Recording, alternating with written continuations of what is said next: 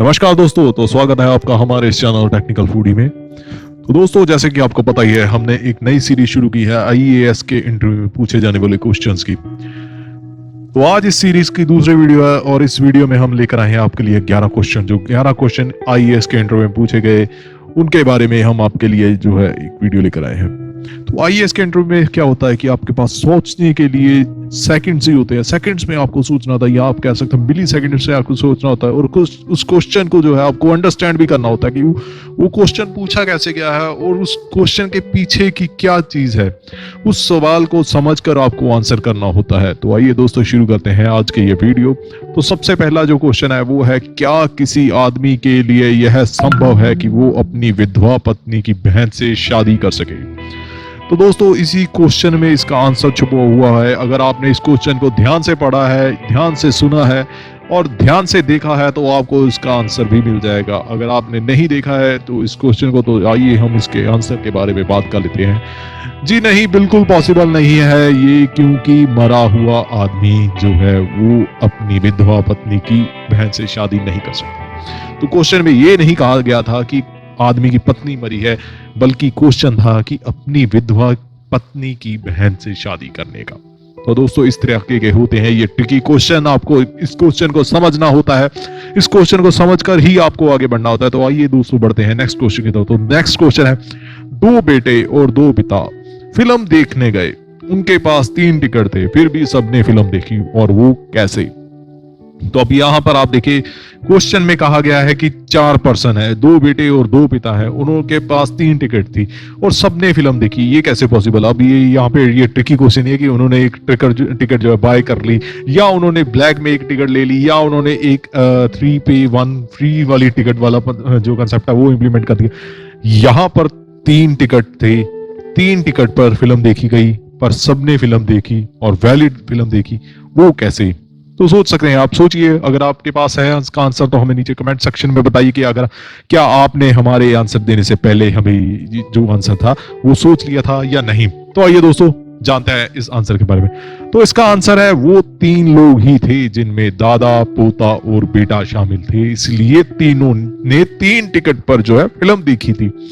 अगर आप इस क्वेश्चन को ध्यान से देखें तो इसमें बात की गई है 2 बेटे 2 पिता। अब अगर हम इस क्वेश्चन में देखें, दादा जो है वो पिता है अपने पिता का, और पिता जो है वो बेटे का पिता है। इसमें क्या हो गए? 2 पिता। अब दादा का जो बेटा है वो भी जो है पिता होने के साथ साथ बेटा भी है दादा का, और पिता का जो बेटा है वो भी बेटा है। तो हो गए ना 2 बेटे और 2 पिता। सो इस तरीके के क्वेश्चंस होते हैं, इनको आपको ध्यान से देखना होता है, ध्यान से समझना होता है, उसके बाद ही आंसर आपको करना जो होता है। तो बढ़ते हैं नेक्स्ट क्वेश्चन की तरफ। तो इसमें कहा गया है, मनुष्य के शरीर में वो कौन सा अंग है जो जन्म के बाद आता है और मौत से पहले चला जाता है? आई एम श्योर आपको इसका आंसर पता होगा, काफी सारे जनों को इसका आंसर पता होगा। अगर आपको नहीं पता है तो आइए देखते हैं। इसका आंसर है, सही आंसर है दांत। दांत जो है वो मनुष्य के जन्म के बाद आते हैं और मौत से पहले चले जाते हैं।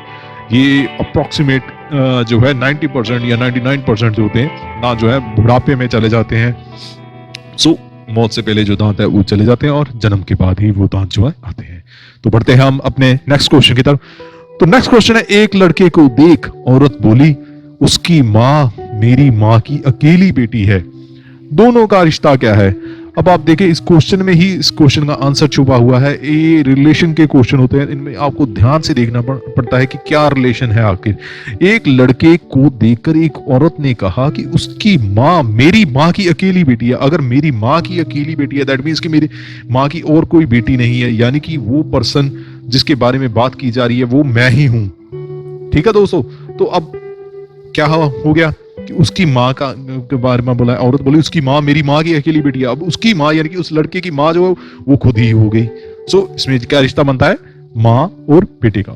सो दोस्तों, इस तरीके से होते हैं रिलेशन के क्वेश्चन। थोड़े ट्रिकी भी होते हैं और थोड़े और डिफिकल्ट भी आते हैं, लेकिन ये इजी वन था। तो नेक्स्ट क्वेश्चन की तरफ जो है बढ़ते हैं। इसमें कहा गया कि एक आदमी ने एक महिला से कहा, आपके भाई का एकमात्र पुत्र मेरी पत्नी का भाई है। अब ये आप देख रहे हैं ना क्या कह रहा है कि आपके भाई का एकमात्र पुत्र जो है वो मेरी पत्नी का भाई है। महिला का उस आदमी की पत्नी से क्या रिश्ता हुआ? अब महिला का उस आदमी की पत्नी से क्या रिश्ता हो? अब ये आप देखिए, आपको पास आंसर भी आ गया। आपके भाई का एकमात्र पुत्र, यानी कि आपके भाई का जो एकमात्र पुत्र है वो मेरी पत्नी का भाई है, वो मेरी पत्नी का भाई है। यानी कि अगर मैं यहाँ पर देखूं कि मेरी पत्नी जो है उसका जो भाई है वो जो है, तो यहाँ पे ये आंसर आपको वैसे ही क्लियर हो जाना चाहिए कि यहाँ पे भाई बहन की बात की गई है, तो भाई बहन की बात की गई है, तो ये आंसर है इसका, बुआ का रिश्ता है। जो उस महिला का उस आदमी के साथ रिश्ता है वो बुआ का है। तो बढ़ते हैं नेक्स्ट क्वेश्चन की तरफ। इसमें कहा गया कि एक मिट्टी की मुर्गी दीवार पर बैठी है, बताओ वो अंडा कहाँ देगी? अब ये ऐसे क्वेश्चन आते हैं, बहुत इजी क्वेश्चन है, लेकिन अगर आपने इसको ध्यान से नहीं सुना तो आप इसमें जो है हैरान हो जाएंगे, फंस जाएंगे। तो अब यहाँ पर क्या कहा गया, मिट्टी की मुर्गी। अब अरे भाई, मिट्टी की मुर्गी कभी अंडा दे ही नहीं सकती, तो इसका सही आंसर है मिट्टी की मुर्गी अंडा नहीं दे सकती। तो देखा दोस्तों, अगर आपने सिर्फ इसी पोर्शन की तरफ फोकस किया कि मुर्गी दीवार पर बैठी है अंडा कहाँ देगी, तो यहाँ पर आप सोचने लग जाओगे नीचे दे देगी, दीवार के ऊपर दे देगी, या दीवार से नीचे बैठ कर दे देगी। लेकिन इसका जो सही आंसर है मिट्टी की मुर्गी है। मिट्टी की मुर्गी कभी अंडा नहीं देती है। तो आइए दोस्तों बढ़ते हैं इसी तरीके से नेक्स्ट क्वेश्चन की तरफ। इस क्वेश्चन में कहा गया कि उस पक्षी का नाम बताओ जिसके सिर पर पैर होते हैं। अब यहाँ पर आपको इसको जैसे जो क्वेश्चन है ना, इसको बिल्कुल ही ध्यान से पढ़ना होता है। ये क्वेश्चन बहुत ही इजी है, लेकिन अगर आपने इसे ध्यान से नहीं पढ़ा तो आप इसमें उलझ कर रह जाओगे। अब ऐसा कौन सा पक्षी है जिसके सिर पर पैर होते हैं? अब अगर आपने इस क्वेश्चन को ध्यान से पढ़ा है तो हमें जरूर कमेंट सेक्शन में बताइएगा कि आपने इसका आंसर जान लिया था क्या नहीं जान लिया था। तो मैं आपको बताता हूँ इसको पढ़ने की ट्रिक क्या है इसको पढ़ने की। इसे धीरे धीरे पढ़िए। जिसके सिर पर पैर होते हैं, यानी कि यहाँ पर तीन चीजों की बात की गई है, सिर, पर और पैर की। तो सभी पक्षियों के सिर पर और पैर होते हैं। तो आप कोई भी पक्षी बता सकते हैं जिसके सिर पर और पैर होते हैं।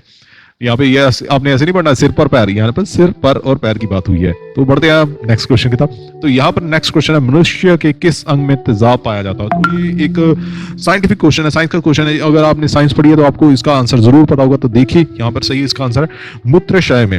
मनुष्य के यूरिन में करीब 10% तेजाब जो है वो पाया जाता है। तो बढ़ते हैं हम नेक्स्ट क्वेश्चन की तरफ अपने। पेट्रोल को हिंदी में क्या कहते हैं? अगर आपने हिंदी में कहीं आपने जो है वर्ड्स को चेंज किया, अगर आपको पता है तो आपको इसका भी मीनिंग पता होगा। पेट्रोल को हिंदी में क्या कहते हैं? अगर आपने नहीं जानते हैं तो आइए दोस्तों हम जान लेते हैं। पेट्रोल को हिंदी में कहते हैं शिलातौल या ध्रुव स्वर्ण कहते हैं। तो दोस्तों ये है पेट्रोल का हिंदी का नाम। तो बढ़ते हैं हम अपने नेक्स्ट क्वेश्चन की तरफ। कौन सा जीव पैदा होने के बाद 2 महीने तक सोता रहता है? तो अब देखिए कोई ऐसा जीव भी है इस दुनिया में जो 2 महीने तक सोता ही रहता है, यानी कि पैदा होने के बाद भी वो सोता रहता है। पैदा होने से पहले तो चलो माँ के पेट में सोता ही है, लेकिन पैदा होने के बाद भी वो सोता ही रहता है। तो क्या कौन सा है वो जीव? तो देखते हैं उसका सही आंसर है भालू। भालू एक ऐसा जो है जीव है जो काफी ज्यादा देर तक 2 महीने पैदा होने के बाद 2 महीने तक भी सोता रहता है। और सर्दियों के मौसम में भी आपको पता होगा भालू जो है वो शीत निद्रा में चला जाता है, वो सोता ही रहता है। काफी ज्यादा भालू जो है आलसी प्राणी है, वो सोता ही रहता है ज्यादातर। चलो बढ़ते हैं हम अपने नेक्स्ट क्वेश्चन की तरफ। तो ये जो क्वेश्चन है लास्ट वाला क्वेश्चन है, ये साइंटिफिक है। आपको अगर आपने अपने फिजिक्स पढ़ी है, आपने केमिस्ट्री पढ़ी है, तो आपको इसका जो आंसर है जो वो पता होगा। तो जानते हैं पानी गीला क्यों होता है? पानी क्यों गीला होता है? अगर आपने कभी देखो कि पानी गीला क्यों होता है, मेरे ऊपर पानी पड़ता है तो मैं गीलापन फील करता हूँ, तो वो क्या पानी क्यों गीला होता है आखिर? ये मेरे क्वेश्चन दिमाग में आता है। तो आपने भी कभी सोचा होगा पानी क्यों गीला है यार, क्यों है ये गीला? तो इसका जो सही आंसर है वो है कि जल में ऑक्सीजन होता है और ऑक्सीजन में नमी होती है। इस नमी की वजह से पानी गीला होता है। यह ऑक्सीजन का द्रव्य रूप है। दरअसल पानी गीला है ही नहीं, यानी कि जो दोस्तों आपको आज इसके बारे में बता दें, पानी जो है वो गीला खुद में नहीं है कुछ भी।